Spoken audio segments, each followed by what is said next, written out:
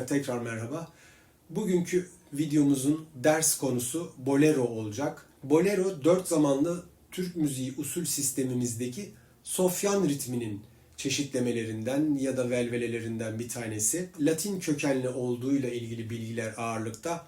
Daha ziyade Küba orijinli olduğu değerlendiriliyor. Bizim Türk müziğimizde de arabesk, pop, fantezi ya da Latin formlu Türk müziği şarkılarında kullanılan bir ritim. Şimdi Sofyan usulü içerisindeki bolero ritminin en çok kullanılan iki varyasyonunu Kovel eşliğinde vurmaya çalışalım. Sofyan neydi? 4 zamanlı bir usuldü. Yani 4'te bir döngülerden oluşan bir usuldü.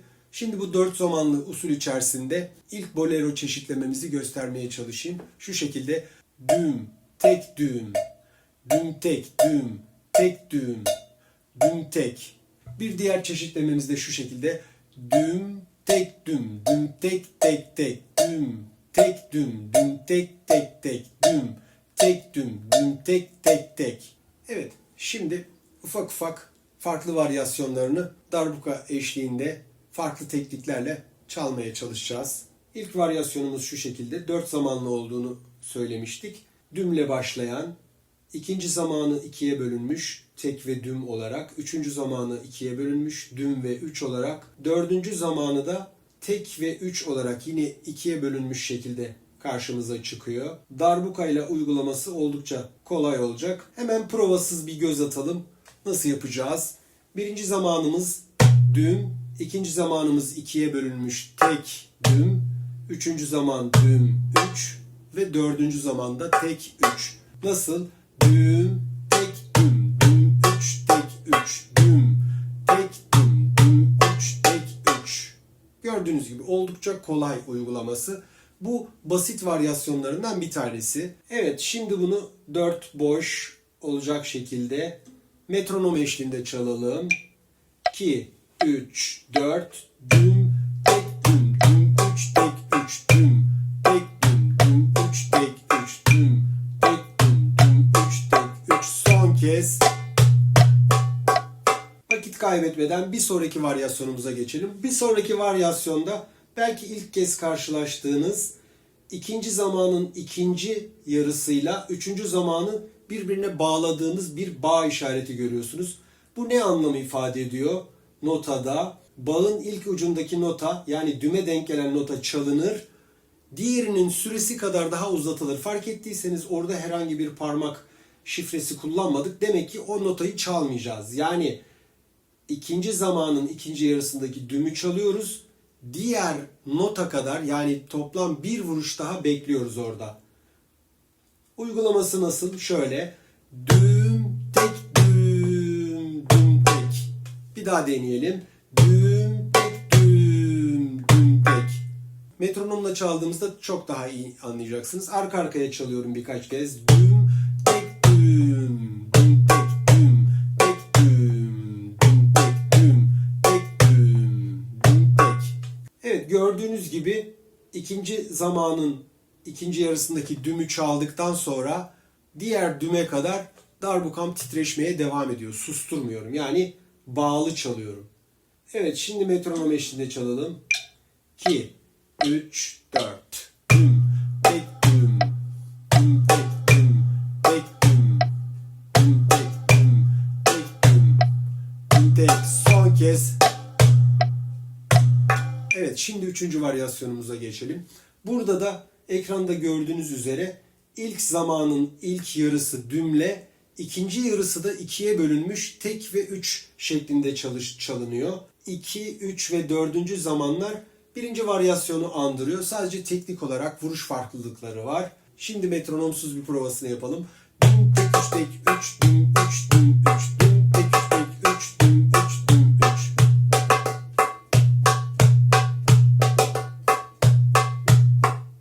Evet, metronomla duyalım.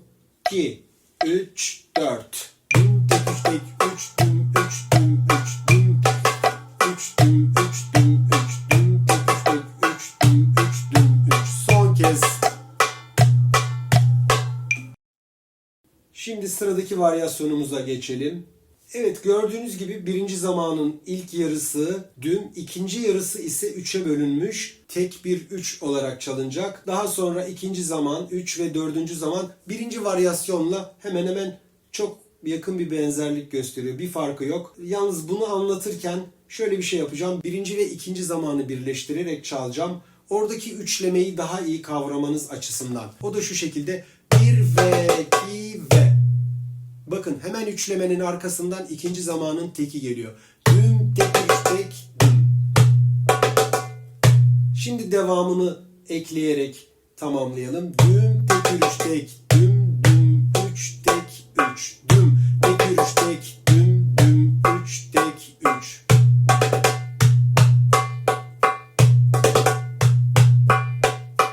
Metronomla deneyelim. 4 boş. 3, 4.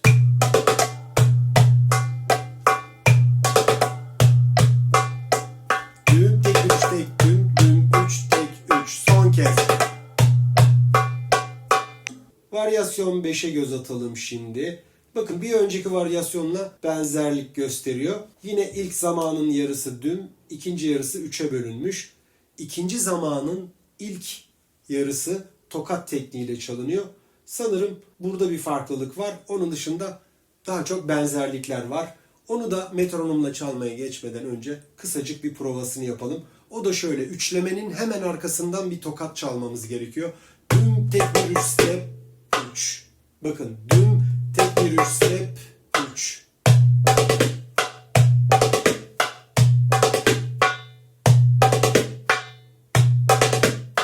Eğer slap'ten sonra elinizi kaldırmazsanız kapalı bir tek alırsınız. Eğer slap'ten sonra elinizi kaldırırsanız açık bir tek duyulacaktır. O da ya da o tercih size kalmış. Şimdi birleştirelim ritmimizi.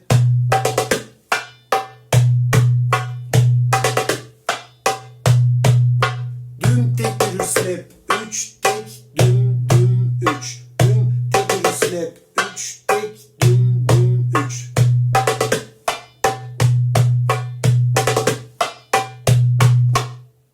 Metronom eşliğinde çalalım. Gayet keyifli bir ritim. 3, 4.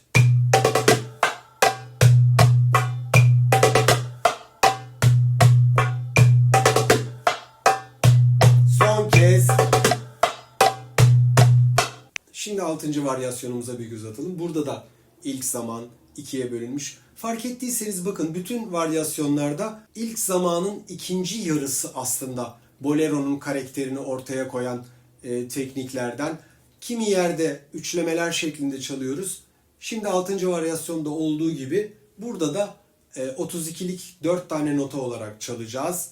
O da nasıl? Yine metronomla çalmaya geçmeden önce küçük bir provasını yapalım. İlk yarısı düm, ikinci yarısı da 4 tane 16'lık. Burada birazcık çevik olmak gerekiyor. Biraz hızlı. Belki bunun için ekstra egzersizler yapmanız gerekebilir. Bu.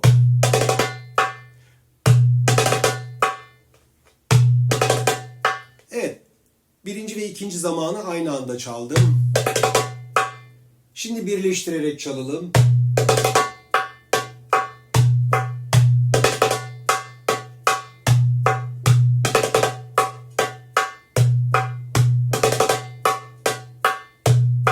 Evet, ağzımla söylemedim çünkü oldukça hızlı, komik duruma düşmek istemem. O yüzden sadece çaldım. Zaten ağzımla söylediğim parmak kodları notaların üstünde görünüyor. O yüzden bunu söylemeyeceğim. Şimdi metronom eşliğinde deneyelim. Yine 4 boşumuz var. 2, 3, 4.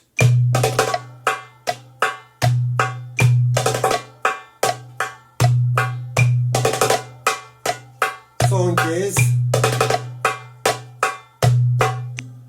Evet, bu da bir bolero çeşitlemesi.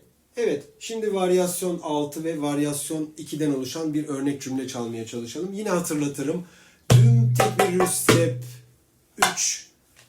Slap'i çaldıktan sonra eğer elimizi derin üstünde bırakırsak kapalı bir tek alırız ya da kesme gibi uygulayabiliriz bunu. Eğer elimizi çekersek daha açık bir tek duyabiliriz. Burada yine karar size kalmış.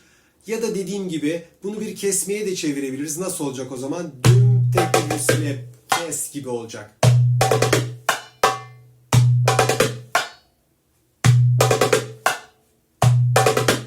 Farkı duyduğunuzu tahmin ediyorum. Bu kapalı hali ya da kesmeli diyelim. Evet, bu üç farklı alternatifi siz de deneyebilirsiniz. Ama öncelikle iskelet halini oturtun. Daha sonra bu farklı 2-3 varyasyonu deneyin derim. Şimdi cümlemizi tamamını bir çalıp prova edelim. Daha sonra metronomla çalacağız. Ne dedik? Düm tek bir slap 3, düm tek düm 3. 3 kez bunu yapıyoruz.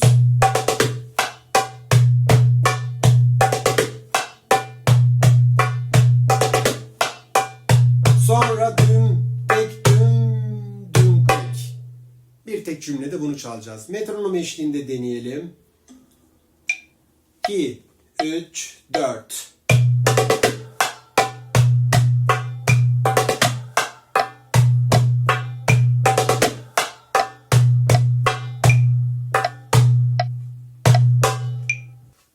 Anlaşılır olduğunu düşünüyorum. Yine her zaman hatırlatıyorum. Kafanıza takılan, anlamadığınız bir şey olursa muhakkak videoların altından soru cevap şeklinde iletişime geçebilirsiniz benimle rahatlıkla. Bir şey daha ilave edeceğim. Evet, biliyorum birazcık ders videolarının süreleri uzadı. Yani ayda 1'e kadar düştü neredeyse. Bunun için yapabileceğim çok fazla bir şey yok. Çünkü hayatımı idame ettirdiğim mecra maalesef YouTube değil. Henüz değil, umarım olur, keşke öyle olsa ve her gün 2-3 tane ders çeksem, ama hayatımı idame ettirebilmem için dışarıdaki işleri kovalamam, oraya koşturmam gerekiyor. O yüzden de video çekme sıklığı birazcık azaldı. Yani daha seyrek, daha az videolar çekebiliyorum. Ama şundan emin olun, her ay bir tane muhakkak uzun video, en az 1-2 tane de kısa short videoları koymaya çalışacağım. Evet, yine bir videonun sonuna geldik. Bir sonraki videoda görüşmek üzere. Hoşça kalın, sağlıcakla kalın.